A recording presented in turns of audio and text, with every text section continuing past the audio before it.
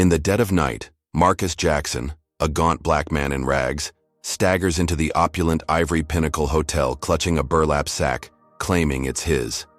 Guests gasp, staff sneer, and security drags him out as he screams about stolen legacies. They laugh, thinking it's over. They're wrong. 30 years ago, this moment sparked a war nobody saw coming. A war that would topple empires. The sack hides a secret so explosive it'll rewrite history, but only if Marcus survives. What hell awaits him next? Before we dive in, let me know where you're watching from. If you stand for justice against all odds, hit like and subscribe for more epic tales of truth fighting back. Marcus Jackson stumbled through the pelting rain, his thin frame hunched against the storm that had erupted over the city just minutes after his humiliating exit from the Ivory Pinnacle Hotel. Water streamed down his weathered face, soaking the tattered jacket that hung loosely over his bony shoulders, but his grip on the burlap sack never faltered. He ducked into a narrow alley 2 blocks from the hotel's glowing facade, the distant hum of luxury cars fading as the wind howled around him. The sack, rough and stained, pressed against his chest like a lifeline, its weight a constant reminder of the battle he'd only just begun. He slumped against a brick wall, catching his breath, and slid down until he sat on the wet pavement, the cold seeping through his threadbare pants. With trembling hands, he untied the sack's frayed knot and pulled out a single item, a faded deed, its edges curling from age, dated 1972. The ink was smudged but legible, declaring Marcus Jackson and Victor Grayson as co-owners of the land where the Ivory Pinnacle now stood. His eyes traced the words, a bitter ache swelling in his chest as memories flooded back, sharp and unbidden. 30 years ago, Marcus had been a different man, a 25-year-old dreamer with a crisp suit and a fire in his gut. Born to a factory worker and a seamstress in a cramped apartment on the city's south side, he'd clawed his way up through night school, earning a degree in business while white bank managers scoffed at his loan applications. Undeterred, he'd saved every penny, flipping small properties until he had enough to catch Victor Grayson's eye. Grayson, a slick-talking real estate mogul with a penchant for cigars and a smile that never reached his pale blue eyes, saw potential in Marcus, or so he'd claimed. They'd partnered to build the Ivory Pinnacle, a gleaming tower of marble and glass meant to redefine the skyline. Marcus had poured his soul into it, sketching designs late into the night while his wife Clara brewed coffee and his little girl Naomi slept upstairs. The groundbreaking ceremony had been his proudest day, his name etched beside Grayson's on the cornerstone, a black man standing equal in a world that rarely allowed it. But equality was a lie Grayson couldn't stomach. In 1985, the betrayal hit like a freight train. Marcus remembered the night vividly. Police pounding on his door at 3 a.m, Clara's screams as they dragged him out in handcuffs, Naomi's tiny face peering from the window. Grayson had fabricated financial records, painting Marcus as a thief who'd siphoned funds from their joint accounts. The trial was a sham, a parade of white faces in the jury box nodding along as Grayson's high-priced lawyer spun tales of greed. Marcus got 15 years, his pleas drowned out by sneers about his kind not knowing their place. Prison stripped him bare, steel bars caging his body while shame broke his spirit. Clara couldn't bear the whispers, leaving with Naomi and vanishing into a new life. When Marcus walked free in 2000, a gaunt 40-year-old with nothing but the clothes on his back, he found Grayson's empire thriving. The Ivory Pinnacle gleamed, a monument to his stolen dream, while Marcus's name had been scrubbed from every record. Victor's son, Lawrence, now sat atop it all, a king in a castle built on lies. Back in the alley, Marcus folded the deed with care, tucking it into the sack as rain pooled around his worn boots. His jaw tightened, teeth grinding against the fury that had simmered for decades. They'd laugh tonight, those polished guests and smug staff, but he wouldn't slink away. This wasn't just about a hotel. It was about a life stolen, a family lost, a legacy erased because a black man dared to rise. He'd fight, not with fists but with the truth, until the Grayson dynasty choked on its own arrogance. The storm raged on, lightning splitting the sky as Marcus pushed himself up, his resolve hardening like steel. He needed shelter, a place to plan, so he trudged 3 miles through the downpour to a rundown mission on the edge of downtown. The place stank of mildew and despair, its flickering neon sign buzzing faintly over rows of cots. Men shuffled past, eyes hollow, but Marcus kept his head high, the sack slung over his shoulder like a soldier's pack. At the intake desk, a woman with tired brown eyes and a name tag reading Lena glanced up from her clipboard. She was young, maybe 30, with a tight braid framing a face that carried too much weariness for her age. Marcus signed in with a shaky hand, his voice low as he muttered his name. Lena's gaze lingered, not with pity but with something sharper. Curiosity, maybe. He settled onto a cot in the corner, pulling the sack close, and opened it just enough to check the deed again, needing to feel its reality. Lena approached with a cup of watery soup, her footsteps soft on the creaking floor. She set it down, then hesitated, her eyes flicking to the sack. "That's important to you, huh?" she asked, voice gentle but probing. Marcus nodded, saying, "Nothing," but she didn't push. As she turned away, he didn't see her slip her phone from her pocket, snapping a quick photo of the deed's corner peeking out, its faded text barely visible. She walked back to her desk, fingers hovering over the screen, a spark of intrigue lighting her face. Marcus sipped the soup, unaware that his war had just gained its first soldier, or that the storm outside was nothing compared to the one about to break over his head. This was his first stand, not in the hotel's polished lobby, but here, in the shadows, where the real fight began. The deed was his weapon, his proof, and he'd wield it until the Ivory Pinnacle crumbled. Or he did. Lawrence Grayson thought him a ghost, a relic to be ignored, but Marcus knew better. Ghosts didn't bleed, ghosts didn't burn, and ghosts didn't come back to claim what was theirs. He lay back on the cot, the sack under his head like a pillow, and closed his eyes, the rain's rhythm syncing with his heartbeat. Tomorrow, he'd return. Tomorrow, they'd see he wasn't finished. The war had started 30 years ago, but tonight, it reignited, and Marcus Jackson was ready to make them pay. The sun climbed over the city's jagged skyline, casting long shadows across the Ivory Pinnacle Hotel's pristine steps as Marcus Jackson trudged back toward its gleaming entrance. His clothes, still damp from last night's storm, clung to his lean frame, and the burlap sack swung heavy over his shoulder, the faded deed tucked safely inside. His boots scuffed the pavement, each step a deliberate act of defiance after the humiliation that had sent him sprawling into the rain. The hotel loomed ahead, its white marble facade sparkling under the morning light, a beacon of wealth that mocked his every breath. Guests milled about outside, their designer coats and polished shoes a stark contrast to his ragged appearance. As he pushed through the revolving doors, a hush fell over the lobby. Heads turned, eyes widened, and whispers rippled through the crowd like a pebble dropped in still water. "Look, the king's back!" A man in a pinstripe suit jeered, his voice dripping with scorn. A woman with pearls clutched her purse tighter, her lips curling as if Marcus's presence soiled the air. He stood in the center of the lobby, the marble floor cold beneath his soles, and raised his voice, raw but steady. "This hotel is mine. I built it. Check the records." The words echoed off the chandeliered ceiling, drawing gasps and stifled laughs. A bellhop snickered behind the counter, and a group of businessmen near the bar exchanged smirks, their martini glasses clinking in amusement. Who did this guy think he was? Some nobody in rags claiming a palace? The absurdity fueled their glee, but Marcus's gaze never wavered, locked on the truth they couldn't see. Then, from a side office, Lawrence Grayson emerged, all sleek confidence in a tailored gray suit that screamed money. His dark hair was streaked with silver, his smile sharp as a blade, and his eyes glinted with the cold certainty of a man who owned everything, or so he thought. He strode across the lobby, every step radiating authority, and stopped inches from Marcus, towering over him with a predator's poise. "Well, well, the vagrant returns," Lawrence drawled, his voice smooth as velvet but laced with venom. "What's this nonsense now?"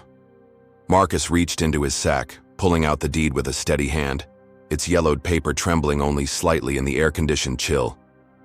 "This says I own half this hotel. You can't erase that."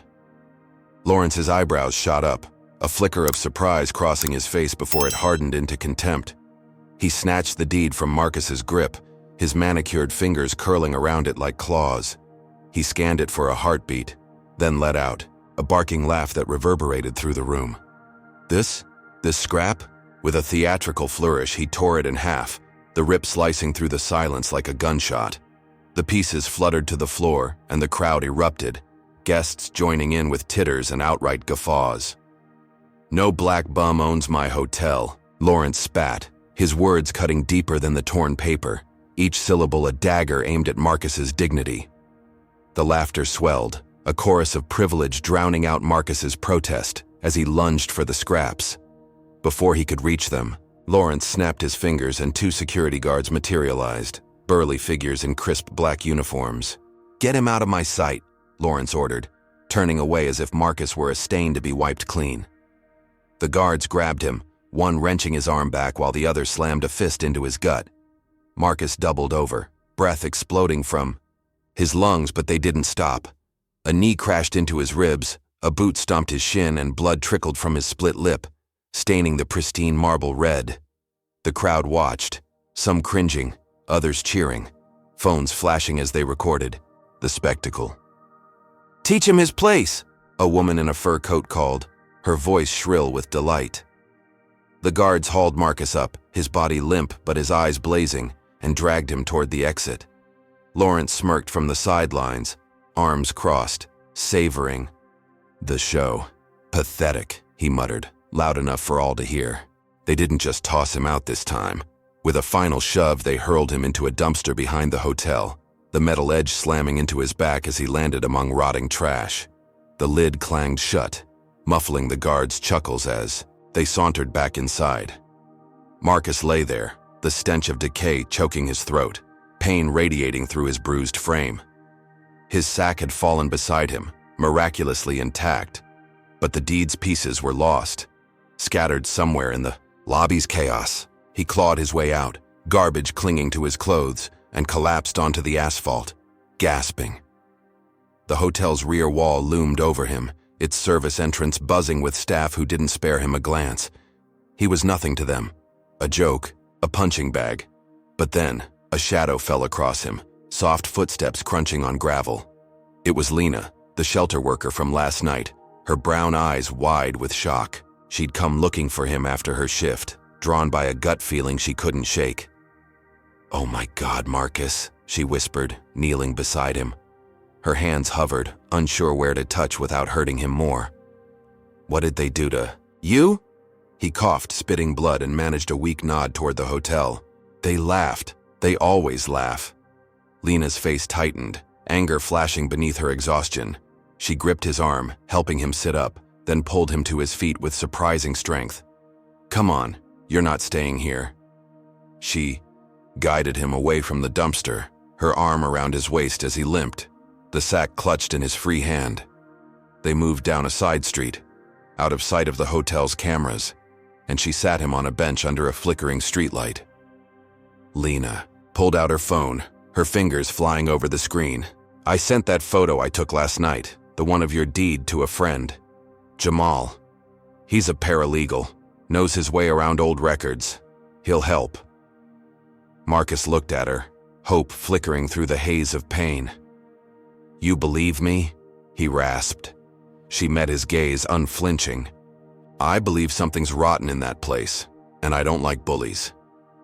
A faint smile tugged at his battered lips, the first in years. Maybe he wasn't alone after all. The beating had broken his body, but not his will. Lawrence thought. This was the end, that a few punches and a torn paper could bury him. He was wrong. This was just the beginning, and Marcus would make sure they regretted every laugh.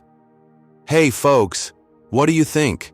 Comment number 1 if you're raging at how they treated Marcus, or number 2 if you think Lawrence deserves what's coming. Should a man's dream be crushed just for the color of his skin? Hit that like button if you're rooting for Marcus to fight back, and subscribe to see this justice unfold. Tell me, can a single piece of paper really topple a king like Lawrence? Now here's the real kicker. What's Jamal going to find in those records that could turn this whole game upside down? Stick around to find out. Marcus Jackson sat hunched on a sagging couch in Lena's cramped apartment, a damp towel pressed against his swollen lip, the sting of antiseptic sharp in his nostrils. His ribs ached with every breath, bruises blooming purple across his dark skin from the security guard's fists, but his grip on the burlap sack remained iron-tight. Lena bustled in the tiny kitchenette, boiling water for tea, her tight braids swaying as she moved.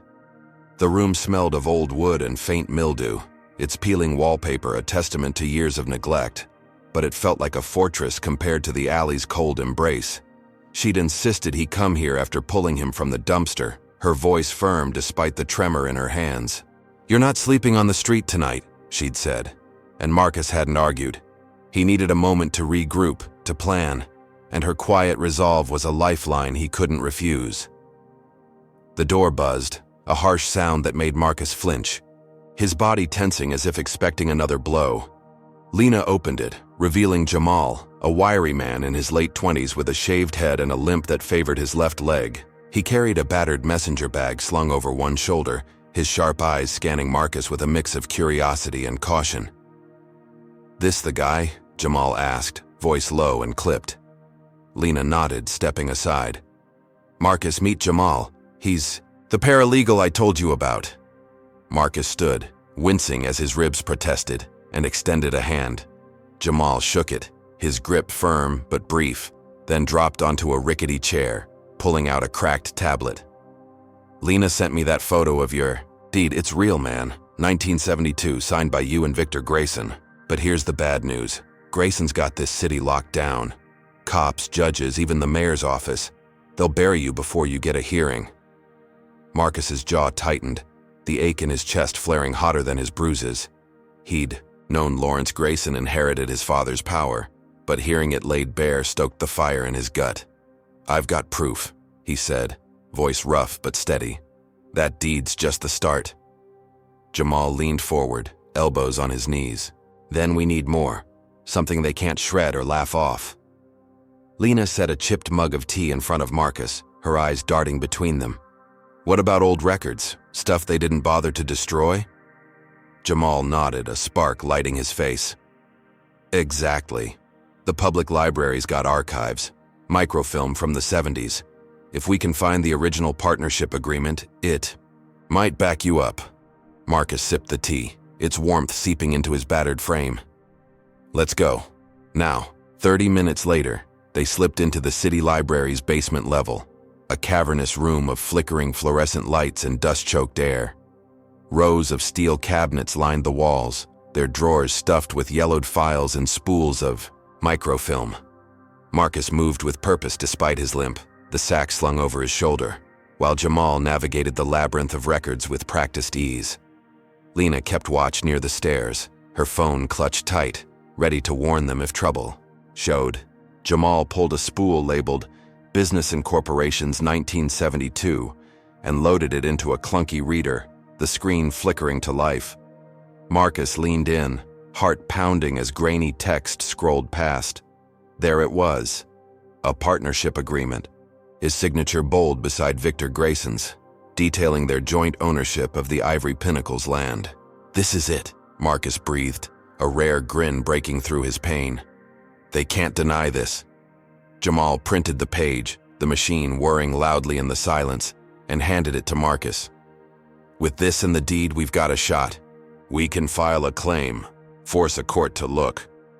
Marcus clutched the paper, hope surging like a tide. For the first time in decades, he felt the ground shift beneath his feet, a crack in the Grayson wall. But before he could savor it, the basement door slammed open, wood splintering as two hulking figures stormed down the stairs. They were brutes in leather jackets, one with a scar slicing his cheek, the other cracking tattooed knuckles. Lawrence's men. Lena yelped, scrambling back, but Scarface grabbed her arm, twisting it until she dropped her phone with a cry. "Found. You, Jackson?" Tattoo sneered, his voice a gravelly rasp.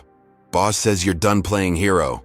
Marcus lunged for Lena, but Tattoo moved faster, slamming a meaty fist into his already bruised ribs. He crumpled, gasping, the partnership agreement fluttering to the floor. Scarface snatched Jamal's tablet and smashed it against the table, shards flying as the screen shattered. Jamal swung at him, a wild punch that grazed the thug's jaw, but Scarface roared, seizing Jamal's arm and twisting until a sickening snap echoed through the room. Jamal screamed, collapsing, his right arm dangling uselessly. Tattoo kicked the microfilm reader, sparks spitting as it crashed, then grabbed the agreement and shoved it into a nearby trash can. He pulled a lighter from his pocket, flicking it. Alive, and the paper caught, flames licking up the edges. Marcus crawled toward it, desperation clawing at his throat, but Tattoo stomped his hand, grinding the heel into his knuckles. "Stay down, trash," he growled, watching the evidence burn to ash. Scarface hauled Lena back, her struggles futile against his bulk, and Tattoo loomed over Marcus, cracking his neck with a grin. "Grayson says hi." They turned to leave, but not before Scarface kicked over a shelf, files spilling across the floor in a chaotic heap. The thugs vanished up the stairs, their laughter fading into the hum of the library's vents. Lena broke free, rushing to Marcus, her face pale with fury and fear. "You okay?" she asked, helping him sit up. He nodded, blood trickling from his crushed hand, but his eyes burned hotter than the fire that had taken his proof. Jamal groaned nearby, cradling his broken arm, sweat beading on his forehead. "We're screwed," he muttered, voice tight with pain. "That was our shot." Marcus shook his head, forcing himself to his feet despite the agony radiating through his body. "No, they think they've won. They're wrong." Lena retrieved her cracked phone, its screen spider-webbed but functional, and dialed for an ambulance. As sirens wailed in the distance, Marcus's mind raced. The deed was gone, the agreement ash, but he still had the sack, still had his memory, still had the truth.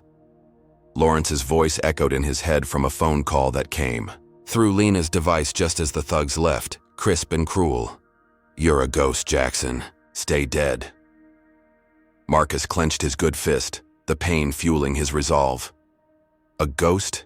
No, he was a storm, gathering strength in the dark. They'd beaten him, burned his hope, but they hadn't broken him. He'd find another way, another spark, and when he did, Lawrence Grayson would choke on his own words. The library's fluorescent lights buzzed overhead as paramedics arrived, their boots crunching on scattered papers. They loaded Jamal onto a stretcher, his face ashen, and Lena guided Marcus outside, her arm steadying his faltering steps. The city sprawled before them, indifferent and vast, the Ivory Pinnacle a distant gleam against the horizon. Lawrence thought this was checkmate, that a couple of hired fists could bury Marcus's fight. But every blow, every loss, only sharpened his edge. He wasn't just a man anymore. He was a reckoning, and the next move would be his. Marcus Jackson limped through the city's underbelly, the burlap sack bouncing against his bruised hip as he navigated cracked sidewalks and flickering streetlights.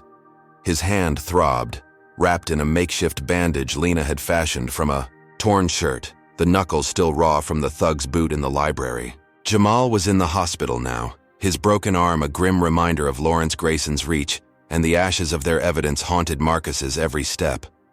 The night air was thick with humidity, sweat beading on his forehead as he pushed forward, driven by a gnawing need to regroup. Lena trailed a step behind, her face etched with worry, her cracked phone clutched like a weapon. "We need help, Marcus," she said, voice low but urgent. "Someone who knew you back then. Who can back your story?" Marcus nodded, his mind racing through faded memories until one name surfaced. Tony Brooks, a mechanic who'd worked on the Ivory Pinnacle's early delivery trucks, a friend who'd shared beers and dreams before the fall.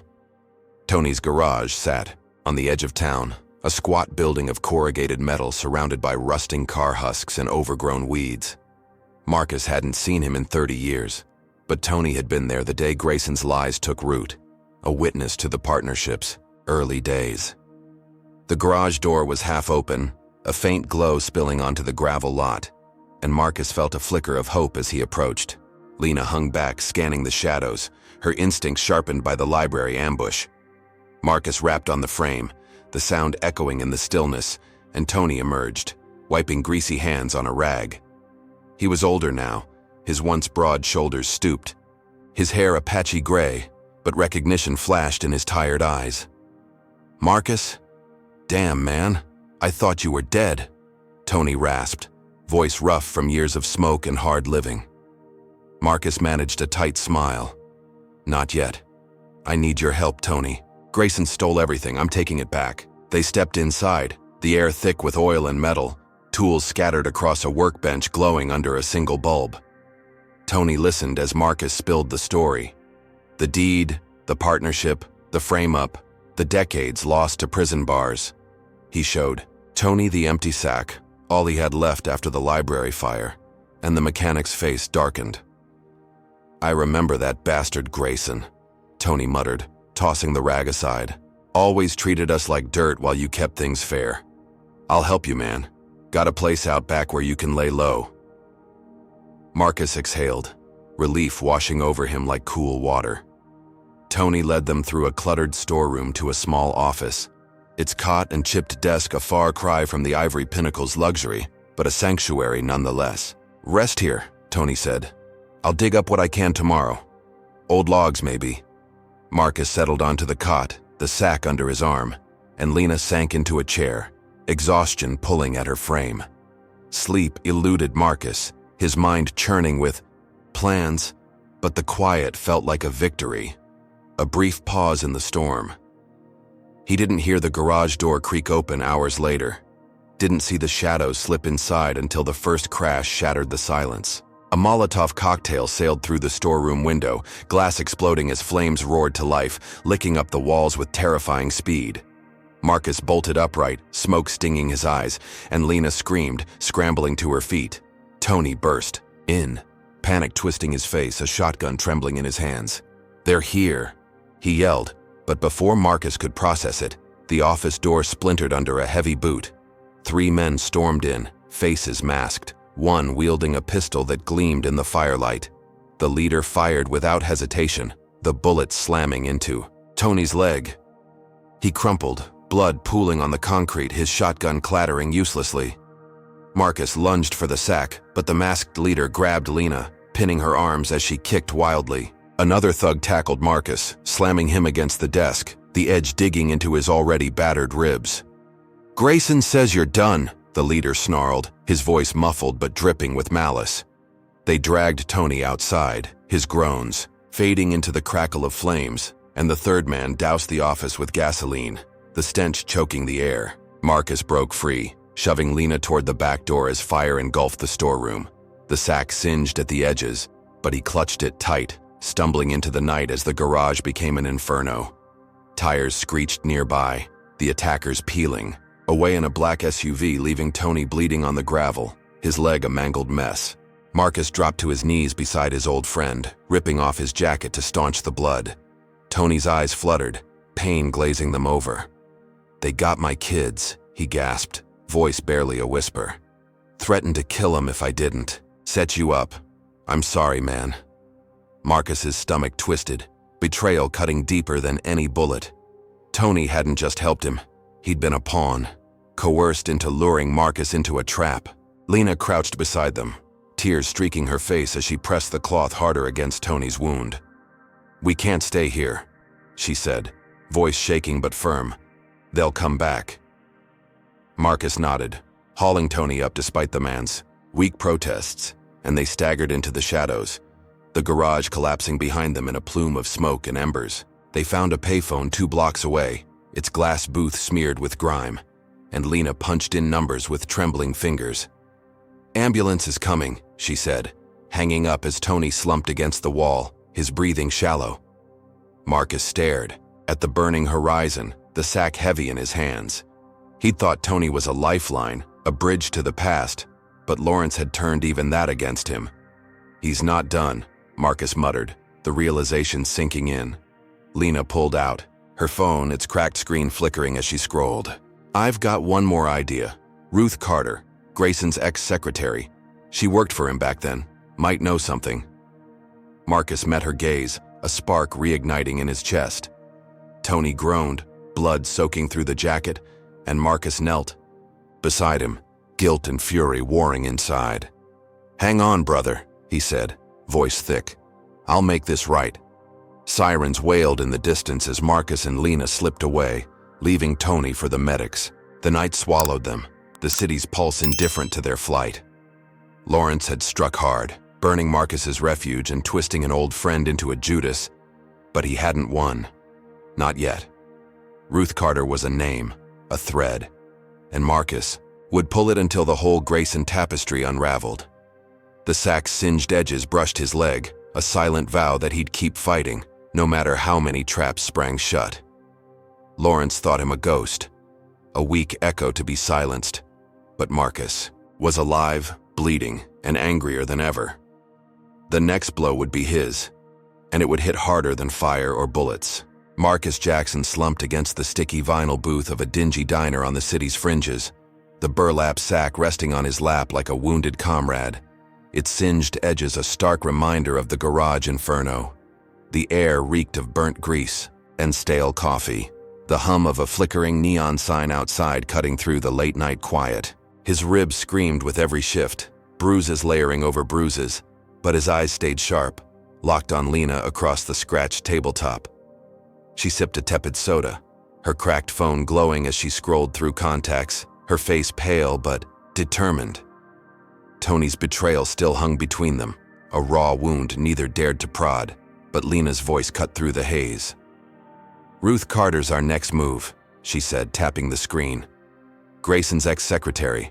Worked for him. In the 70s, quit right after your trial. Lives out by the old rail yards now." Marcus nodded, the name sparking a faint memory of a quiet woman with sharp eyes who'd typed his contracts. "She saw it all," he rasped, voice rough from smoke and fury. "If she talks, we've got something." They left the diner under a moonless sky, the city's pulse a distant throb as they trekked to a rundown neighborhood where rusted train cars loomed like ghosts. Ruth's place was a sagging trailer, its paint peeling in strips, a single bulb flickering above the door. Marcus knocked, the sound hollow against the aluminum, and the door creaked open to reveal Ruth Carter, a frail figure in her 70s, her silver hair pulled into a tight bun. Her hands trembled as she clutched a shawl, her eyes darting past them into the shadows. "Marcus Jackson," she whispered, recognition flickering in her watery gaze. "Thought you'd be dead by now." He stepped inside, Lena close behind, and the trailer's stale air hit them, thick with dust and old regrets. "I need your help, Ruth," Marcus said, settling onto a threadbare couch, the sack at his feet. "Grayson framed me. Took everything. You were there." Ruth sank into a rocking chair, her bony fingers twisting the shawl's fringe. "I was," she said, voice quavering but firm. "Victor couldn't stand you shining brighter. Forged those ledgers himself, paid off the cops, the judge. I saw it all. Typed the real books before he burned them." Marcus leaned forward, heart pounding. "You kept proof?" Ruth hesitated, then shuffled to a metal box under the sink, pulling out a leather-bound ledger, its pages brittle but intact. "This," she said, handing it to him. "Every bribe, every lie, dates, names, amounts, enough to bury him back then." Marcus opened it, scanning entries in her neat script. 50,000 to Officer Daniels, June 1985. 20,000 to Judge Harper, July. His breath caught, a surge of triumph cutting through his exhaustion. "This is it, Ruth. Why didn't you come forward?" Her eyes dropped, shame creasing her face. "Scared. Victor threatened my boy, said he'd end up in a ditch. I ran, hid. But you're here now. Maybe it's time." Lena's phone buzzed, a text from Jamal. "Out of surgery, arms a mess, but I'm alive." Marcus clutched the ledger, its weight a promise of justice. He was about to thank Ruth when the trailer's flimsy wall exploded inward, a black sedan smashing through in a shower of splintered wood and glass. Marcus dove for the floor, dragging Lena with him as Ruth screamed, the ledger skidding under the couch. 3 men burst from the car, their faces unmasked this time, Lawrence Grayson's personal enforcers. The leader, a lean man with a jagged ear, grabbed Ruth by her frail arm, yanking her up like a rag doll. "Jackson's little crusade ends here," Jagged Ear snarled, his voice cold as steel. Marcus lunged, but a second thug, a bald brute with a neck tattoo, slammed him back, a fist cracking his jaw. Lena kicked at the third, a wiry guy with a scar over his eye, but he shoved her into the wall, her head thudding hard. Ruth struggled, clawing at jagged ear, but he laughed, a hollow sound, and twisted her neck with a brutal snap. Her body went limp, collapsing in a heap, her shawl pooling around her like spilled ink. Marcus roared, a primal sound torn from his gut, and scrambled for the ledger, snatching it just as bald brute aimed a pistol. The shot grazed his shoulder, blood blooming through his jacket, but he rolled behind the couch, clutching the book. Lena staggered up, dazed, and Jagged Ear barked, "Finish him!" Bullets ripped through the trailer, shredding cushions and shattering the sink, but Marcus bolted for the back window, smashing it with his elbow and tumbling out, Lena right behind. They hit the gravel hard, the ledger slipping but caught in Marcus's grip as gunfire echoed behind them. The sedan's engine roared, tires spinning as the thugs peeled out, leaving Ruth's lifeless form in the wreckage. Marcus ran, pain searing his shoulder, Lena panting beside him until they reached a storm drain 2 blocks away. Its rusted grate a shield from prying eyes. He slid inside, the damp concrete chilling his skin, and Lena followed, her breaths ragged. In the dim light filtering through the grate, Marcus opened the ledger, its pages smudged with his blood, but readable. "She's gone," Lena whispered, voice breaking. "They killed her for this." Marcus's fists clenched, the paper crinkling under his fingers. "And they'll pay," he growled, tracing a line. 100,000 to silence a witness. August 1985. Ruth's death wasn't random, it was Grayson's signature, etched in decades of cruelty. As they caught their breath, a TV blared from a nearby apartment, Lawrence Grayson's voice cutting through the static. "A homeless lunatic murdered an elderly woman tonight. Police are investigating this tragic act of violence." Marcus's blood ran cold. The smear, campaign hitting like a sledgehammer. They'd pinned Ruth's death on him, twisting the truth before he could wield it. Lena's eyes widened, fury replacing her grief. "They're framing you again," she said, voice trembling with rage. Marcus stared at the ledger, its secrets, now a double-edged blade. He'd won proof, lost a witness, and gained a murder charge in a single, brutal stroke. Lawrence wasn't just fighting. He was rewriting reality, painting Marcus as a monster to a city already primed to believe it. The storm drain's shadows cloaked them, but the weight of the lie pressed heavier than ever. Listen up, folks. How's this hitting you? Comment number 1 if you're furious they killed Ruth to silence her, or number 2 if you think Marcus can still turn this around. Should a man's fight for justice cost innocent lives? Smash that like button if you're hooked on this battle against the odds, and subscribe to see if truth can outrun lies. Tell me, when the world brands you a killer, how do you prove you're the victim? Now get ready. What's Lawrence's next move to bury Marcus deeper than ever? You won't believe what's coming. Marcus Jackson crouched in the storm drain's dank shadows, the ledger pressed against his chest, its leather cover slick with his blood and the damp of the tunnel. The distant wail of sirens pierced the night, a relentless reminder of Ruth. Carter's lifeless body sprawled in her shattered trailer just blocks away. Lena knelt beside him, her breath ragged, her cracked phone casting a faint glow as she scrolled through news alerts. "They're everywhere," she whispered, voice tight with panic. "TV, radio, online. Homeless man wanted for brutal murder. Your face is plastered all over it." Marcus's stomach churned, the weight of Lawrence Grayson's latest blow sinking in. He'd lost Ruth, gained the ledger, and now wore a target bigger than ever. Branded a killer by a city that already saw him as less than human. His shoulder throbbed where the bullet had grazed him, but the pain in his gut was worse, a mix of fury and dread. "We can't stay here," Lena said, shoving the phone into her pocket. "They'll sweep the area soon." Marcus nodded, forcing his battered body to move, the burlap sack swinging as he crawled toward the drain's exit. They emerged into a quiet alley, the air thick with the scent of rain-soaked trash, and slipped through back streets, avoiding the glow of streetlights. Lena led the way, her steps quick but unsteady, until they reached her apartment building, a crumbling brick tower on the city's south side. The lobby was empty, its flickering bulb buzzing like a trapped insect, and they climbed 3 flights of creaky stairs to her unit. She fumbled with the key, her hands trembling, and pushed the door open, revealing the same cramped space where they'd met Jamal days ago. "You need to clean that wound," she said, pointing Marcus to the couch. He sank onto it, the ledger beside him, as she grabbed a first aid kit from the bathroom. Lena dabbed antiseptic on his shoulder, her touch gentle but firm, and Marcus gritted his teeth against the sting. "We've got the ledger," he said, voice low. "It's enough to fight back." She nodded, wrapping gauze around the gash. "But we need to get it out there, somewhere safe. The cops won't listen, with this murder rap hanging over you."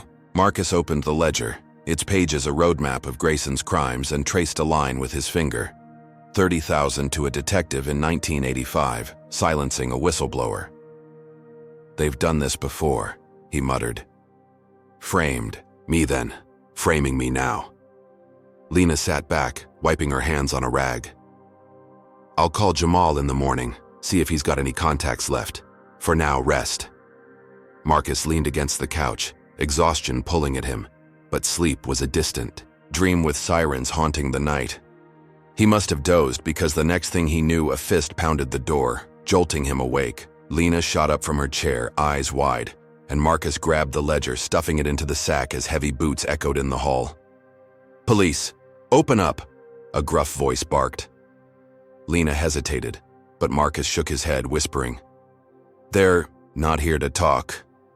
The door splintered under a battering ram before she could decide, wood flying as 4 cops stormed in, their navy uniforms stark against the dim light. The leader, a stocky man with a buzz cut and a sneer, pointed a flashlight in Marcus's face.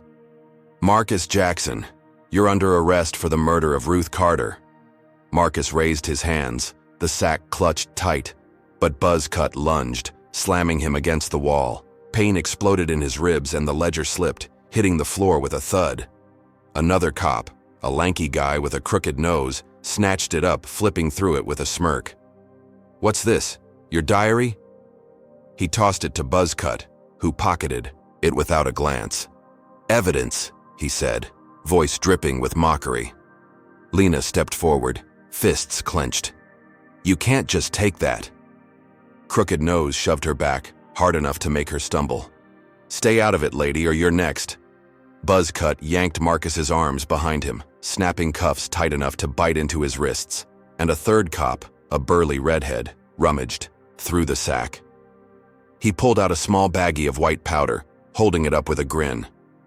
"Well, looky here, drugs too. You're a real piece of work, Jackson." Marcus's blood ran cold, the lie so blatant it burned. "That's not mine," he growled, but Redhead laughed, pocketing the baggie. "Sure it ain't." They dragged him out, Lena's protests fading as they hauled him down the stairs. In the squad car, Buzzcut leaned close, breath hot with coffee and spite. "No one cares about your kind, scum. You're done." The ride to the precinct was a blur of flashing lights and radio chatter, Marcus's mind racing. They'd planted the drugs, taken the ledger, and tightened the noose with ruthless precision. At the station, they shoved him into a holding cell, a concrete box stinking of urine and despair. 2 guards waited inside, nightsticks gleaming under the harsh lights. "Grayson says hi," one sneered, a wiry man with a scar across his cheek. The other, a beefy guy with a buzzed head, cracked his knuckles. They didn't ask questions, just swung. A stick slammed into Marcus's gut, doubling him over, then cracked his knee, sending him to the floor. Blood pooled in his mouth, the taste of iron mixing with rage as they beat him. Each blow a message: stay down, stay silent, stay broken. Hours later, the cell door clanged open, and Lena appeared, her face drawn, but fierce. "I bailed you out," she said, helping him up. "Last of my savings. They kept the ledger, but we'll get it back." Marcus limped out, his body a map of pain, the sack empty in his hand. They stepped into the dawn, the city waking around them, and Lena led him to her beat-up sedan parked a block away. "We'll figure this out," she said, unlocking the door. Before Marcus could reply, a deafening roar split the air, the car erupting in a fireball that hurled them back, Flames licked the sky, glass and metal raining down as Marcus hit the pavement, ears ringing, skin singed. Lena screamed, clutching her arm where a shard had sliced her, blood streaking her sleeve. The explosion's heat seared Marcus's face, but he crawled to her, pulling her away from the inferno. Smoke billowed, sirens wailing anew as bystanders gaped from a distance. Marcus stared at the wreckage, Lawrence Grayson's shadow looming larger than ever. They'd taken his proof, pinned a murder on him, beaten him bloody, and now tried to burn him alive. Lena coughed, tears cutting through the soot on her cheeks. "They won't stop," she whispered, voice breaking. Marcus gripped her good, arm pulling her to her feet, his own legs trembling but unbowed. "Neither will I," he said, voice a low growl. The empty sack hung at his side, a hollow shell. But his mind clung to the ledger's contents, every bribe and lie seared into his memory. They staggered away, disappearing into the morning haze, the city's indifference a shield for now. Lawrence thought this was the end. That fire could erase Marcus's fight. He was wrong. The frame had tightened, but Marcus's resolve had hardened, and the next strike would be his. Marcus Jackson stumbled through the city's gray dawn, the empty burlap sack dangling from his hand, its singed fabric a silent testament to the chaos that had engulfed his life. Beside him, Lena clutched her bleeding arm, the gash from the car explosion staining her sleeve a deep crimson. The air still reeked of gasoline and charred metal, the wreckage of her sedan smoldering blocks behind them as sirens wailed in the distance. His body was a tapestry of pain, ribs bruised from the jailhouse beating, shoulder throbbing from Ruth's murder scene, and now his lungs burned from smoke inhalation. But his eyes blazed with a fire that refused to dim, fueled by the ledger's stolen promise and Lawrence Grayson's relentless cruelty. "We need somewhere safe," Lena rasped, her voice shaky but resolute. "Somewhere they can't find us." She led him through a maze of backstreets, past crumbling tenements and overflowing dumpsters, until they reached a nondescript warehouse on the city's industrial edge. Its rusted walls were tagged with faded graffiti, windows boarded up, but a faint light glowed through a crack in the side door. Lena knocked in a sharp pattern, 3 quick taps, too slow, and the door creaked open. A woman stepped into view, tall and fierce, her dark skin gleaming under the dim bulb, dreadlocks pulled, back tight. "Zara," Lena said, relief flooding her tone. "This is Marcus. We need help." Zara's piercing gaze swept over them, taking in Marcus's battered frame and Lena's bloody arm, then nodded curtly.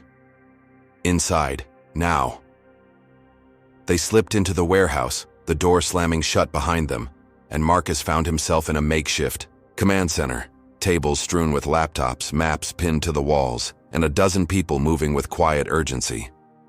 Zara led them to a corner, where a first aid kit sat on a crate. She stitched Lena's arm with practiced hands, her voice low and commanding as she spoke. "I run this crew. We've been tracking Grayson's dirt for years, his family's too. Real estate scams, bribes, pushing out black and brown folks. You're not the first they've screwed." Marcus set the sack down, its emptiness a hollow ache, and met her eyes. "They took my hotel. Framed me for fraud, now murder.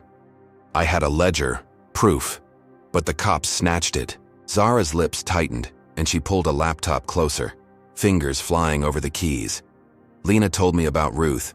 If that ledger's what you say, we can use it. I've got hackers who can dig into Grayson's systems, maybe find a digital trail." Marcus nodded, a spark of hope flickering. "It's got everything. Bribes, dates, names, enough to bury him." They worked fast, Zara barking orders to her team. A wiry kid with glasses hacked into the precinct's database, confirming the ledger was logged as evidence, while a woman with a buzz cut cross-checked old property records, pulling up mentions of Marcus's name tied to the Ivory Pinnacle.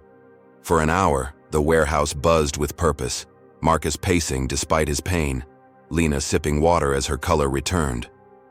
Zara slammed the laptop shut, a rare grin breaking her stern facade. "It's legit. Your partnership with Victor Grayson's on file, buried deep but there. With that ledger, we can go public, hit the news, the courts." Marcus exhaled, the weight lifting just enough to breathe.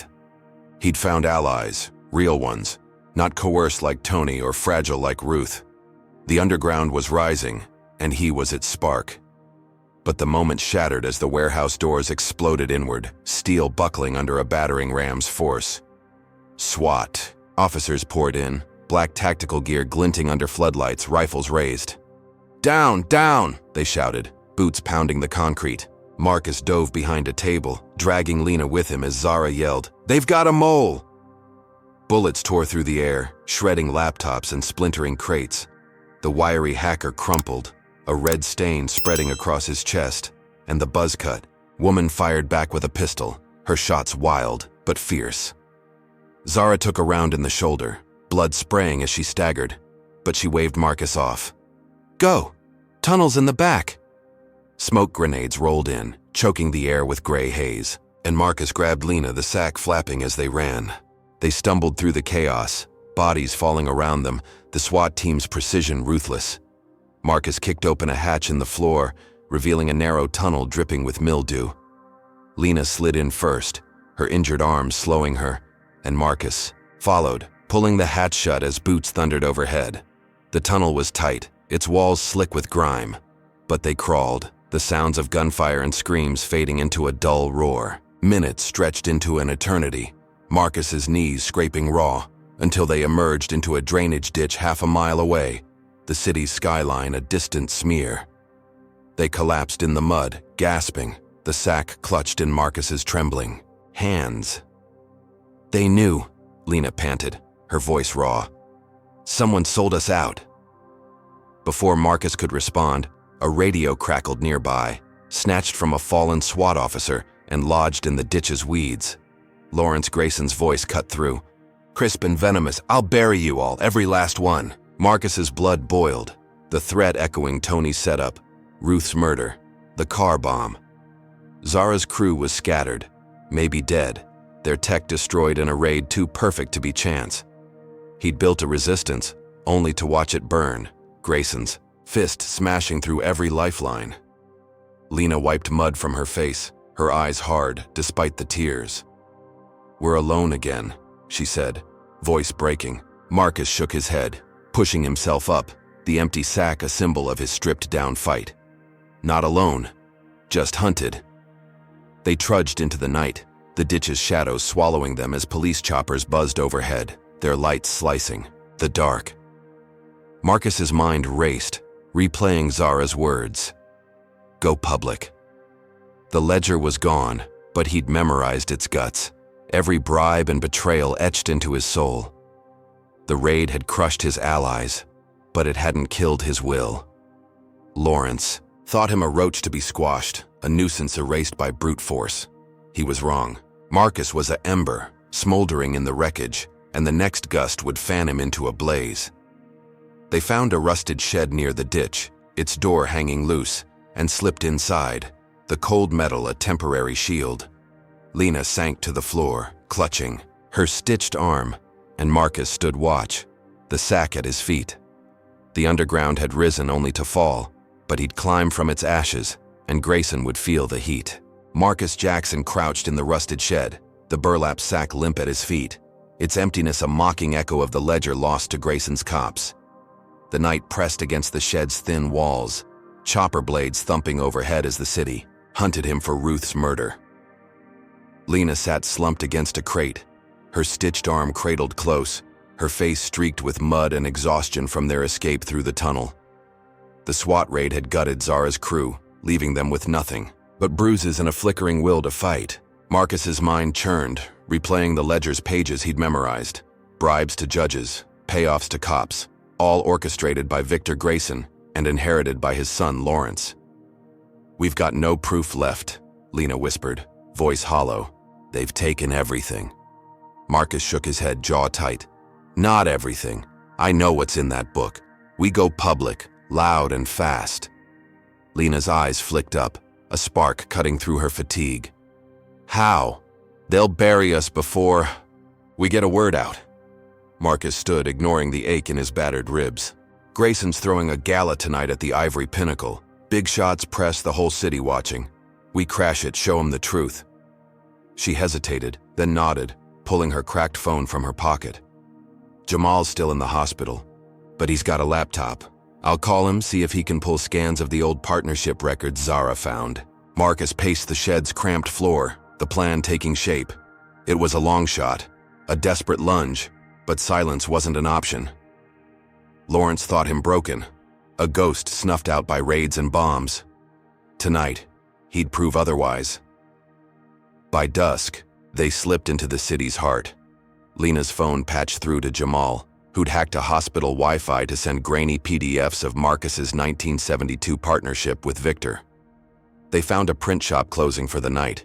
Its owner, a grizzled vet who took Lena's last $20 to run off copies without questions. Marcus clutched the sack slung over his shoulder, and they moved toward the Ivory Pinnacle, its white spire glowing against the twilight. The gala was in full swing, limos clogging the circular drive, guests in tuxedos and gowns spilling up the steps. Marcus pulled a hoodie from a dumpster, hiding his bruised face, while Lena smoothed her muddy hair, her resolve hardening. They split up, Marcus circling to a service entrance where a distracted busboy left the door ajar. He slipped inside, the scent of champagne and perfume hitting him as he climbed a back stairwell, the papers rustling in his grip. The grand ballroom pulsed with life, chandeliers casting golden light over a sea of elites. Marcus found a tech booth overlooking the floor, its lone operator too busy flirting with a waitress to notice him. He shoved the partnership copies into a projector, syncing it to the massive screen behind the stage, and waited. Below, Lawrence Grayson took the podium, his gray suit impeccable, his smile a polished lie. "Ladies and gentlemen," he began, voice booming, "welcome to the Ivory Pinnacle's annual gala, a celebration of my family's legacy." Marcus hit the switch, and the screen flared to life, projecting the partnership agreement in stark eye. Black and white, Marcus Jackson and Victor Grayson, co-owners, 1972. Gasps rippled through the crowd, heads snapping up as Marcus grabbed a mic from the booth, his voice cutting through the din. "That's my name up there. Grayson stole this hotel, framed me, killed to keep it quiet." The room erupted, guests clutching pearls and phones, whispers turning to shouts. Lawrence's face froze, then twisted into a forced laugh. "Fake news, folks. A sad little prank." He waved to security, two burly guards charging the booth, but Marcus kept talking, words tumbling fast. "Check the ledger he's hiding. Bribes from 1985, murder in 2025. The screen flickered as Jamal, remote from his hospital bed, hacked the feed, uploading the partnership scans online, tagged with "Rush Justice for Marcus." The crowd buzzed, some snapping photos, others pulling out devices as the story went viral, tweets and posts lighting up the net. Lawrence's laugh faltered, his eyes darting to the exits, but he kept his cool, signaling the guards with a flick of his wrist. Marcus bolted from the booth, the papers scattering as he shoved past the tech guy, now gaping in shock. He hit the service stairs, heart hammering, the sack bouncing against his hip. He'd done it, cracked Grayson's facade, let the world see the truth. But as he reached the alley behind the hotel, tires screeched, a black van skidding to a stop. 4 men in ski masks leaped out, Lawrence's enforcers, their fists clenched with purpose. "Thought you'd play hero?" one growled, voice muffled but familiar, the same thug from Ruth's trailer. Marcus swung the sack, catching one in the jaw, but another tackled him, slamming him to the asphalt. Pain flared in his ribs, his vision swimming as they pinned his arms, a third man wrenching the sack away. "Grayson wants you gone," the leader hissed, dragging Marcus toward the van. Lena burst from the shadows, a fire extinguisher in hand, spraying foam into the leader's face. He roared, stumbling back, but the others tightened their grip, hauling Marcus inside as the door slammed shut. The van peeled out, tires burning rubber, and Lena's shouts faded into the night. Inside, Marcus struggled, his bruised body no match for the ropes they lashed around his wrists. The leader yanked off his mask, revealing jagged ear, the thug who'd snapped Ruth's neck. "You made a mess, Jackson," he said, grinning. "Boss ain't happy." The van sped toward the waterfront, the city's lights blurring past, and Marcus's gut sank. They weren't just silencing him, they were erasing him. The gala's chaos had lit a fuse, but now he was in the blast zone. They hit a pier, the van screeching to a halt near the black water, its surface rippling under sodium lights. Marcus's mind raced, the viral buzz his only lifeline, but the ropes bit deeper as they dragged him out, the sack tossed aside like trash. Lawrence had struck back, fast and vicious, turning victory into a trap.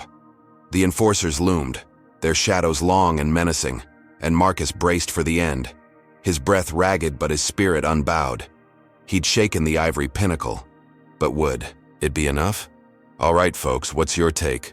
Comment number 1 if you think Marcus's gutsy move at the gala was worth it, or number 2 if you're worried he's pushed Grayson too far. Can one man's truth really topple a titan like that?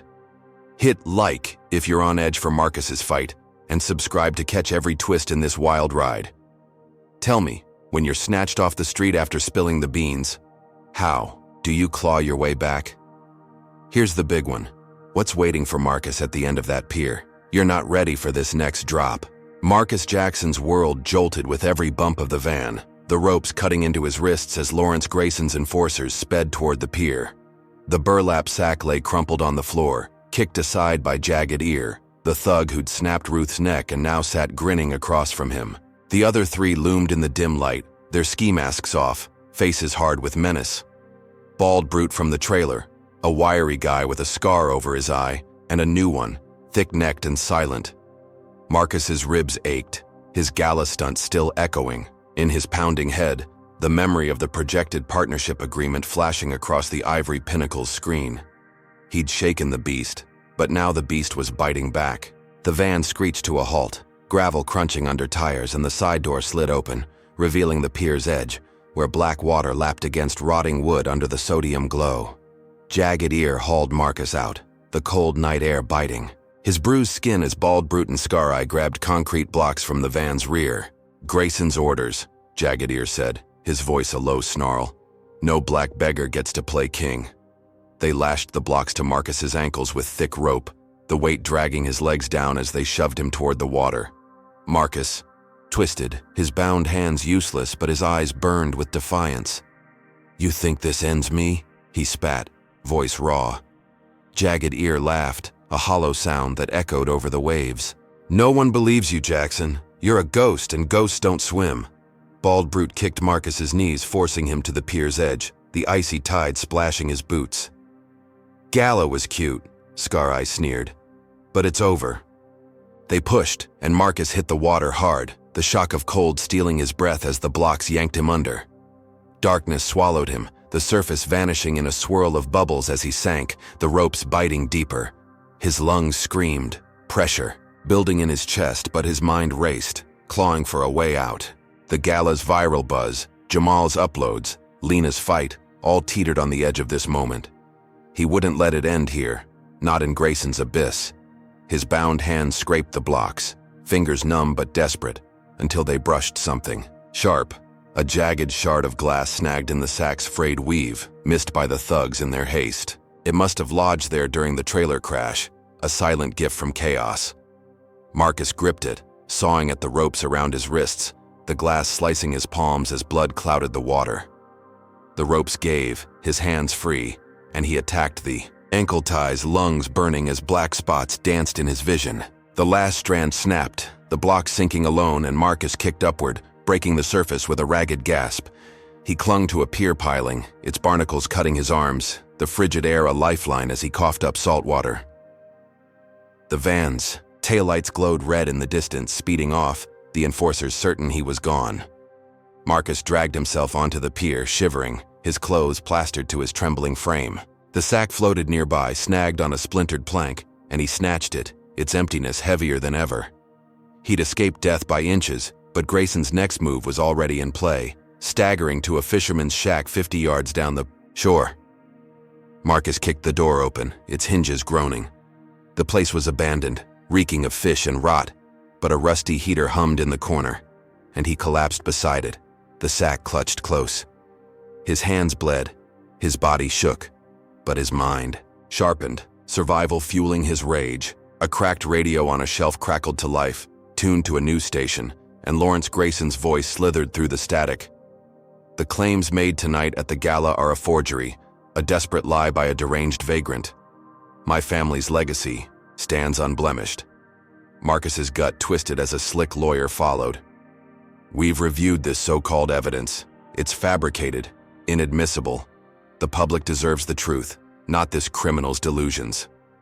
The anchor chimed in, voice smooth and skeptical. Support for Jackson's story is crumbling. Experts agree it's a hoax. Marcus slammed the radio off, the silence deafening. The viral buzz from the gala, the tweets and posts had flipped overnight. Grayson's machine had spun its web, lawyers and media puppets dismantling his truth with surgical precision. Public opinion swayed, the city swallowing the lie that Marcus was a fraud, a murderer, a nobody. His near death in the water was just the start. Now they were drowning his name, erasing his fight.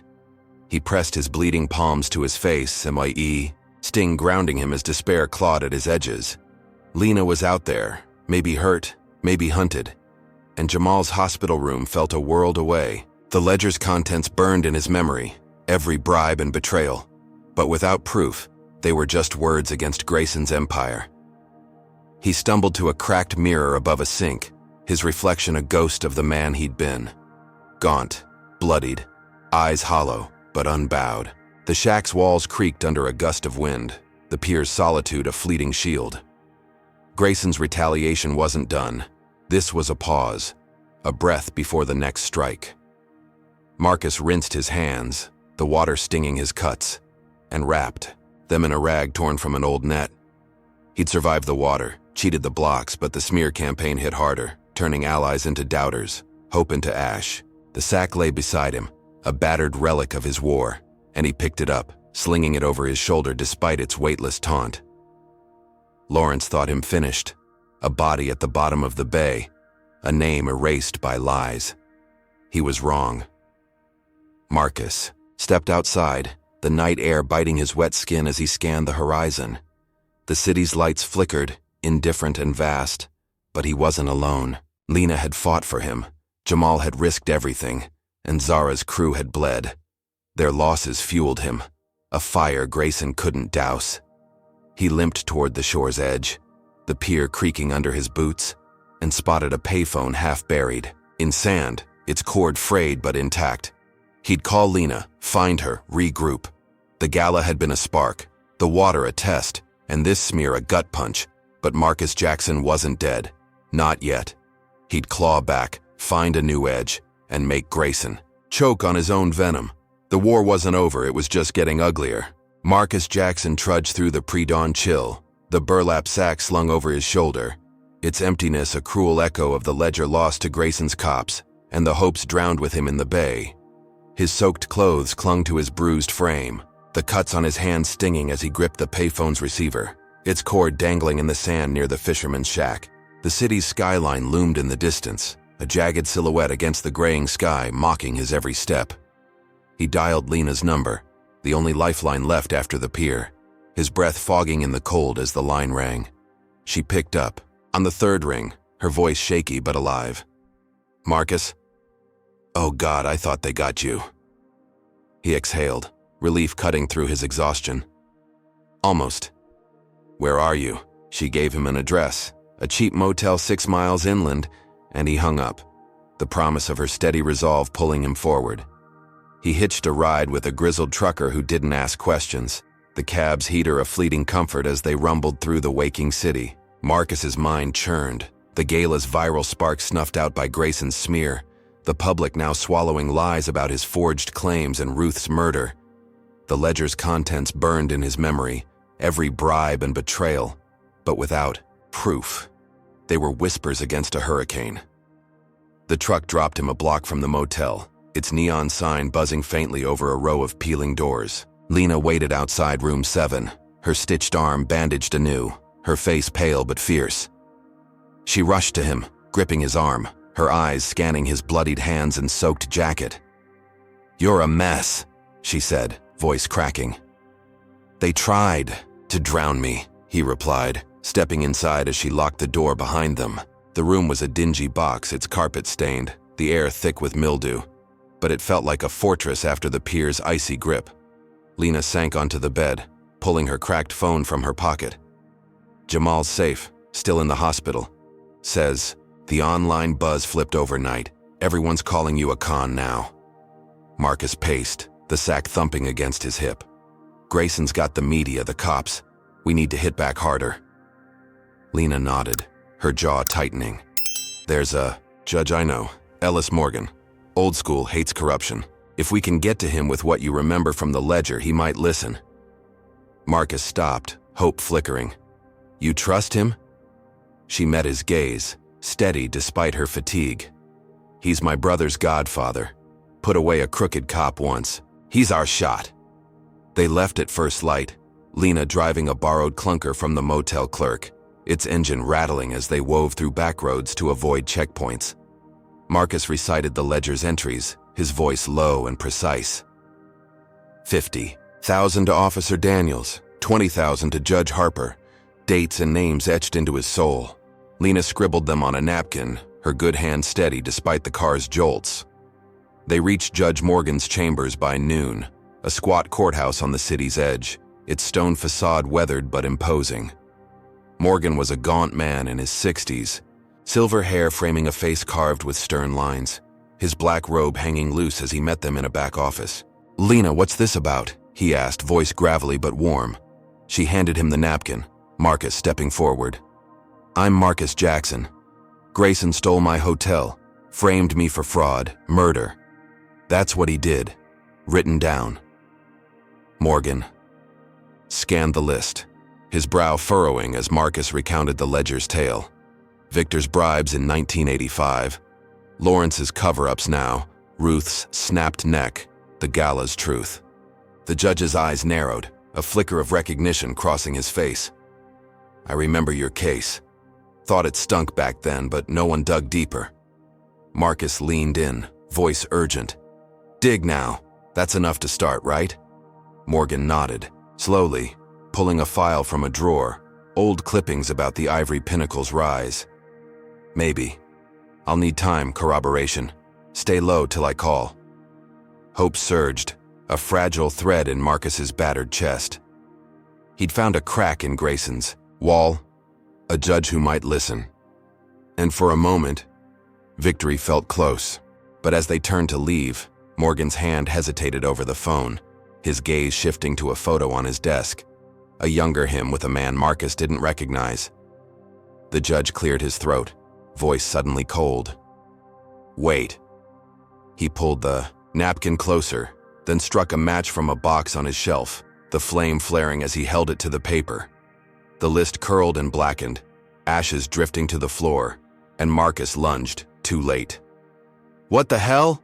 he roared, but Morgan stood, calm and unyielding. "Grayson called last night, offered me a retirement fund, $500,000, I took it." Lena gasped, stepping back, her eyes wide with betrayal. "You sold us out?" Morgan shrugged, a faint smirk tugging his lips.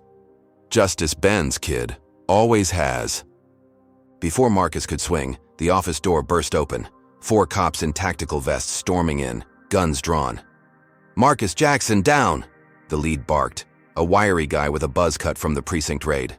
Marcus shoved Lena behind him, but the cops swarmed, one slamming a rifle butt into his gut, another cuffing his wrists as he doubled over. Lena screamed, lunging at Morgan, but a cop grabbed her, twisting her injured arm until she cried out. "You bastard!" she spat at the judge, who watched impassively, the matchstick still smoking in his hand. The cops dragged Marcus toward the door, but chaos erupted as Lena broke free, grabbing a letter opener from the desk and slashing at Buzzcut. He roared, blood streaking his arm, and drew his pistol, firing without hesitation. The shot cracked. Through the room, Lena staggering as blood bloomed across her chest, her eyes locking with Marcus's in a fleeting, stunned moment. She crumpled, the letter opener clattering beside her, and Marcus bellowed, a primal sound tearing from his throat as he strained against the cuffs. "No!" The cops hauled him back, her body still on the floor, her breath fading in shallow gasps.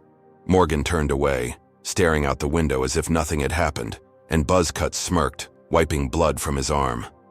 "One less problem," he muttered. Marcus's vision blurred, rage and grief colliding as they dragged him into the by hall, Lena's dying form shrinking behind him. Her last words rasped out, faint but clear. "Don't give up."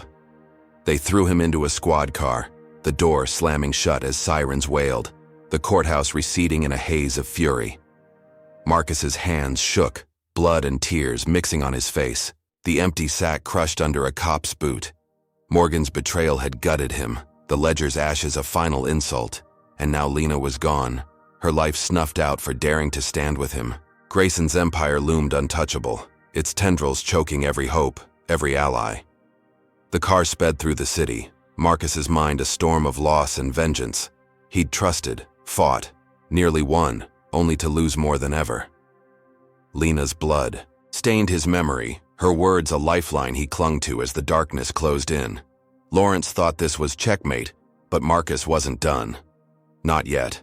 Marcus Jackson sat shackled in the back of the squad car, the burlap sack crumpled beneath a cop's boot, its emptiness a silent scream against the blood still wet on his hands. Lena's lifeless body haunted his vision, her final words, "Don't give up," ringing in his ears as the city blurred past a gray smear of indifference. His wrists bled where the cuffs bit deep, his ribs throbbed from the jailhouse beating, and his shoulder burned from the pier's bullet graze. But grief cut sharper than any wound. The cops up front laughed, their voices a dull buzz, oblivious to the storm brewing in their prisoner. They thought him broken, a man crushed by betrayal and loss.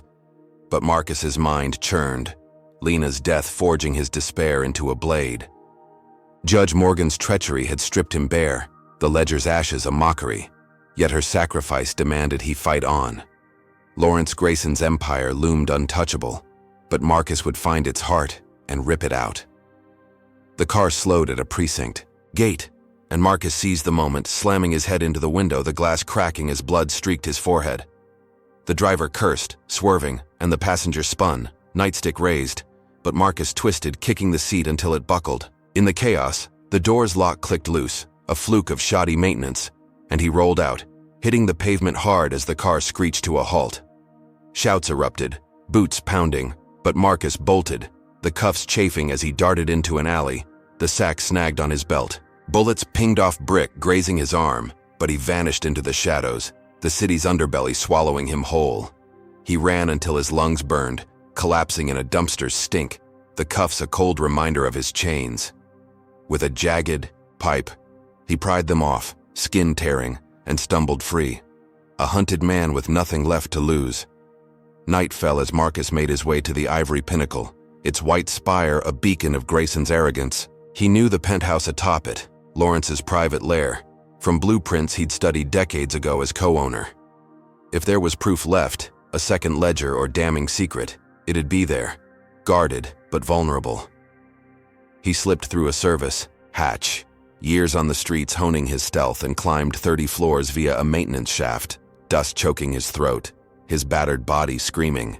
The penthouse door loomed, a steel slab with a keypad, and Marcus punched in a code from memory. Victor's birth year, 1942, a guess based on the man's vanity. The lock clicked, a stroke of luck, and he stepped into opulence. Marble floors, gold-trimmed walls, a view of the city's sprawl through floor-to-ceiling glass. Grayson's desk dominated the room, a slab of oak polished to a sheen, and Marcus rifled its drawers, finding only cigars and whiskey, until a hidden panel clicked under his palm. Inside sat a safe, sleek and modern, its digital display glowing red. He tried the same code, 1942, and the safe beeped open, revealing a second ledger, thicker than Ruth's, its pages a catalog of horrors.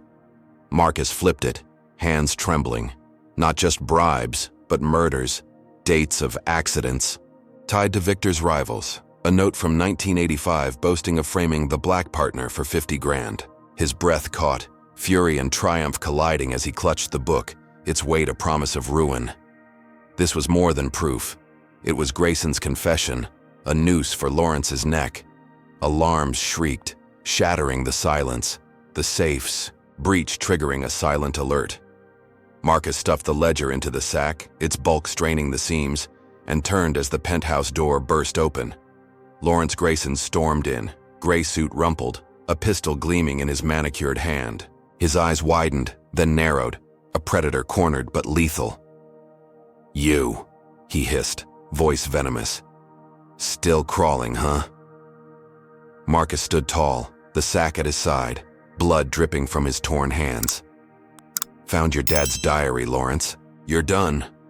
Grayson laughed, a jagged sound, and aimed the gun. "You're nothing, Jackson. A roach I should have crushed years ago." He fired, the bullet slamming into Marcus's leg, blood spraying as he staggered, pain searing through him. Marcus hit the floor, clutching the sack, but rolled behind the desk as Grayson advanced, firing again, the shot splintering wood. "You think this changes anything?" Lawrence snarled, looming over him. "My lawyers'll shred it, just like last time." Marcus gripped a letter opener from the floor, lunging as Grayson stepped close, slashing his wrist. The gun clattered free, skidding across marble, and Marcus tackled him, decades of rage powering his fists. Grayson fought back, elbow cracking Marcus's jaw, but the older man's strength held, pinning him as blood pooled from both. Alarms blared louder, security closing in, and Marcus yanked a fire alarm lever, glass shattering under his fist. Sprinklers erupted, soaking them, and he grabbed Grayson's phone from his pocket, its screen unlocked. With trembling hands, Marcus opened a livestream app, the gala's viral trick replayed, and aimed the camera at the ledger. Pages flapping wet as he shouted, "This is Grayson's truth.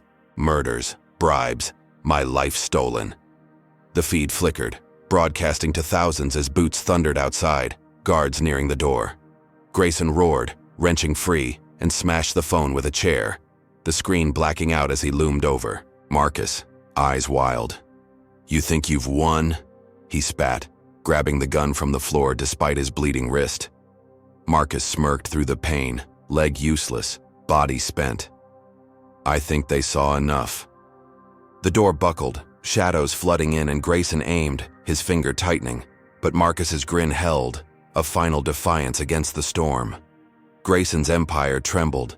The live stream's brief burst a crack in his armor, but Marcus lay bleeding, cornered, the sack's precious cargo his last card. Lawrence thought this was the end, a roach squashed in his penthouse, but Marcus had lit a fuse, and the explosion was coming. The guards closed in, Grayson's gun steady, and Marcus braced, Lena's voice echoing in his skull. "Don't give up." He wouldn't, not yet, not ever. Marcus Jackson lay sprawled on the penthouse floor, blood pooling from his shot leg, the burlap sack clutched tight with the second ledger inside, its pages soaked but intact. Lawrence Grayson towered over him, pistol trembling in his blood-slick hand, his gray suit drenched from the sprinklers raining down. The shattered phone lay in pieces, its livestream cut short, but not before thousands saw the ledger's damning truth. Victor Grayson's murders, bribes, and the frame-up of Marcus in 1985. Alarms screamed, guards pounding the steel door as Marcus smirked through the pain, his jaw throbbing from Grayson's elbow. "They saw it, Lawrence," he rasped, voice raw but steady. "Your empire's done." Grayson's face twisted, rage contorting his polished mask.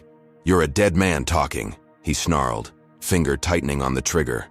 The door exploded inward, not with Grayson's security, but with a flood of black-suited figures, badges flashing under the wet lights. "FBI, drop the weapon!" a woman barked, her voice cutting through the chaos. Grayson spun, shock freezing him as agents swarmed, rifles trained on his chest. The leader, a tall woman with cropped hair and a stern glare, stepped forward, handcuffs glinting. "Lawrence Grayson, you're under arrest." Marcus's head swam, disbelief mingling with the pain as Grayson's gun clattered to the marble, his wrists snapped into cuffs.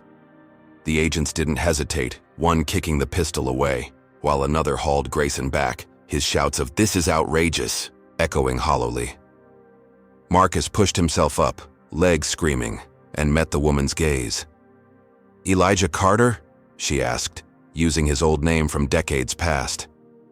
He nodded, clutching the sack. "Yeah. How?" She knelt beside him, her tone clipped, but firm. "Jamal rerouted your live stream to our field office. We saw the ledger, heard your words. Been tracking Grayson's finances for months, but this cracked it wide open." Marcus's chest heaved, relief crashing against grief. Lena's death, Ruth's murder, Zara's fallen crew, all led to this, a net closing on Grayson he hadn't dared hope for. Agents secured the ledger, its wet pages handled like gold, and medics rushed in, bandaging Marcus's leg as Grayson was dragged out, his threats fading into the hall. "My lawyers will bury you all," but his voice cracked, the bravado of a man watching his dynasty crumble. Marcus locked eyes with him one last time, a flicker of triumph in his battered stare, and Grayson's fury faltered, a king dethroned. The penthouse buzzed with agents, radios crackling as evidence was bagged, the second ledger's secret spilling into official hands. Marcus sat on a stretcher, legs splinted, the sack empty beside him, its purpose served. "It's over," the lead agent said, scribbling notes. "Grayson's facing conspiracy, fraud, murder charges. That book ties him to decades of crimes." Marcus nodded, but his mind drifted to Lena's bloodied form, her last breath spent on him. "Not over," he muttered, voice low. "Just starting."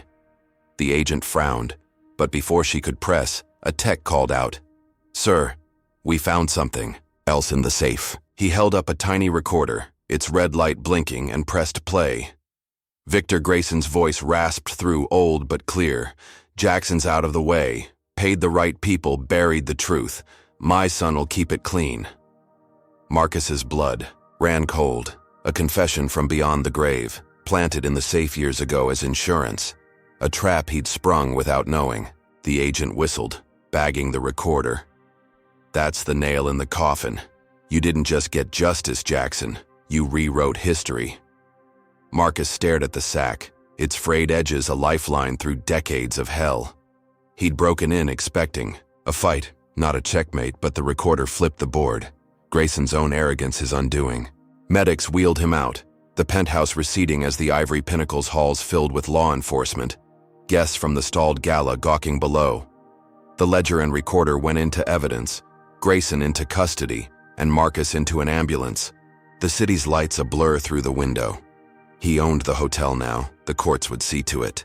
But the victory tasted bitter, stained with Lena's blood and the ghosts of his past. Days later, Marcus stood outside the Ivory Pinnacle, crutches propping his bandaged leg, the deed restored in his name after a swift hearing fueled by the FBI's haul. Grayson's empire unraveled, lawsuits piling up as victims of victors, scams surfaced, riots sparking in neighborhoods he'd bled dry. The hotel's sign flickered, soon to be replaced, its legacy rewritten from theft to redemption. Jamal limped up, arm in a sling, his grin wide despite the scars. "You did it. Man, whole city knows your name now." Marcus nodded, but his eyes were distant, fixed on the horizon. "This isn't the end," he said, voice quiet. Jamal frowned. "What you mean?" "Grayson's locked up." Marcus turned, a shadow crossing his face. Someone's watching, bigger than him.